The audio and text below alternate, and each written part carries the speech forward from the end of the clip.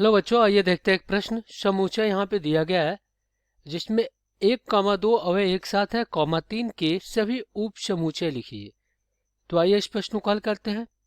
सबसे पहले तो हम क्या करेंगे, मुख्य अवधारणा लिखेंगे। मुख्य अवधारणा,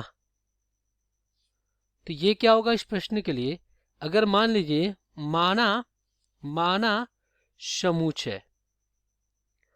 माना समूचे एस कोई दिया गया है जिनके अवयव हैं 1, 2, 3, 4, डैश डैश डैश एन तक है।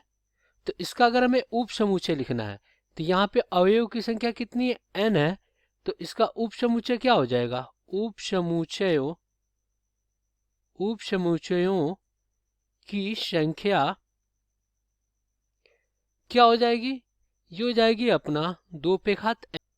तो आइए दिए गए प्रश्नों को हम क्या करते हैं, हल करते हैं। तो यहाँ पे इसको हम क्या लेंगे, मान लेंगे माना समुच्चय ए बराबर क्या है, ये आपका 1, 2 और फिर आपका क्या है यहाँ पे 3 है। तो यहाँ पे देखिए इसके मतलब क्या हुआ कि आपका एक ही अवयव है और एक ये 2 अवयव हैं इसमें।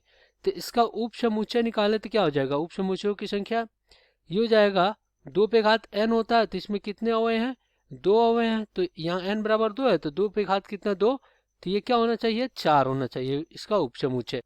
तो यहाँ पे लिखते हैं ए का उप समुच्चय क्या होगा। देखिए हमें पता है कि कोई भी समुच्चय उसका एक उप समुच्चय तो होता ही होता है, वो क्या होता है, फाई होता है, यानी कि ये रिक्त समुच्चय है।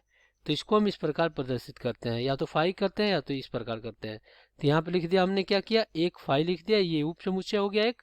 अब एक क्या होगा, यहाँ पे देखिए 1, 2 एक साथ है, एक ही अवयव है तो 1, 2 हो गया। अब दूसरा आपका क्या है, 3 है तो 3 हो गया एक समुच्चय ये। और फिर क्या हो जाएगा आपका, ये हो जाएगा एक साथ दोनों, 1, 2 एक साथ है तो ये हो जाएगा 1, 2 और फिर आपका क्या हो जाएगा 3 हो जाएगा। तो ये पूरे एक साथ हो गया। तो ये क्या आ गया आपका उप समुच्चय आ गया। तो ये हो गया आपका उत्तर।